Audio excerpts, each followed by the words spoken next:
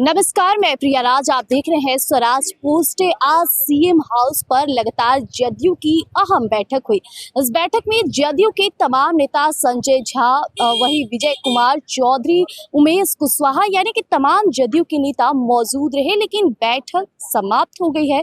ऐसे में बिहार के मुख्यमंत्री नीतीश कुमार ने साफ निर्देश दिए हैं कि आप सभी को पता है कि चुनाव की तारीख तय हो गई है। पहले फेज की चुनाव 6 नवंबर को है, यानी 6 तारीख को, और पहले चरण के उम्मीदवारों की लिस्ट जल्द से जल्द तय करने की बातें उन्होंने कही, ताकि नॉमिनेशन में देरी ना हो जाए। यानी कि इस बार बिहार के मुख्यमंत्री नीतीश कुमार पूरी तरह से एक्टिव हो चुके हैं। देखिए, हम लाइव तस्वीरें आपको दिखा रहे हैं। अभी हमारी मौजूदगी है सीएम हाउस पर, जिस बैठक के दौरान तमाम बातें हुई है। बैठक में संजय झा भी मौजूद थे और संजय झा को बड़ी जिम्मेदारी दी गई है।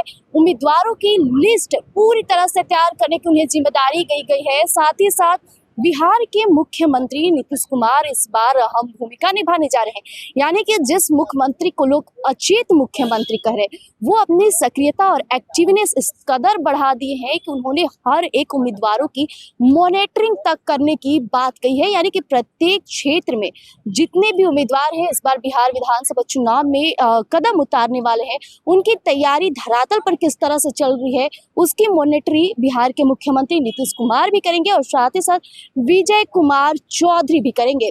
इतना ही नहीं, विजय कुमार चौधरी को एक और बड़ी जिम्मेदारी दी गई है। ये जिम्मेदारी खासा बहुत बड़ी है, क्योंकि बिहार विधानसभा चुनाव में देखा जा रहा है कि मामले सीट शेयरिंग पर भी फंसती नजर आ रही है।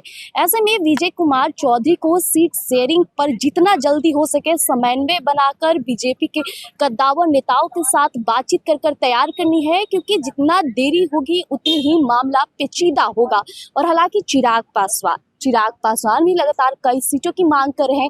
चिराग पासवान भी मामले फंसाते नजर आ रहे हैं। उनका बयान एक सामने आया था। जीतन राम मांझी कहावत के तौर पर ट्विटर पर एक्टिव हो चुके हैं और लगातार वो कई सीटों की मांग कर रहे हैं। इस दौरान मुख्यमंत्री नीतीश कुमार बीजेपी से जल्द ही सीट शेयरिंग पर बातचीत करेगी और तस्वीरें साफ कर लेगी। इतना ही नहीं, नीतीश कुमार के बेटे निशांत कुमार की राजनीति में एंट्री को लेकर बार बार ये सवाल उठा रहे, क्या वाकई तौर पे निशांत राजनीति में आएंगे? तो इस पर भी इस बैठक में चर्चा हुई है। साथ ही साथ एक बड़ा अपडेट हम आपको देते हैं कि समता पार्टी के जितने भी उम्मीदवार होंगे उनके लिए बड़ी राहत है।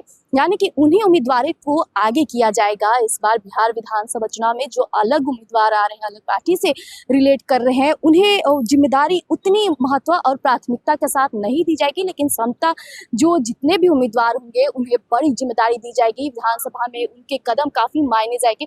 यानी कि बिहार के मुख्यमंत्री के आवास पर ये बैठक जो हुई है, बैठक बिहार विधानसभा चुनाव से काफी मजबूत और अहम मानी जा रही है, क्योंकि तमाम मुद्दे हैं जो इस बार सवाल खड़े करें, चाहे सीट शेयरिंग को लेकर हो, उम्मीदवारों की लिस्ट जारी करने से हो, और बीजेपी के साथ समन्वय बनाकर एनडीए के घटक दल नेताओं के साथ कितने सीटों पर कौन चुनाव लड़ने जा रहे हैं, इसका फॉर्मूला तय करने के। यानी कि इन 3 मुद्दों पर खास तौर पर बातचीत हुई है।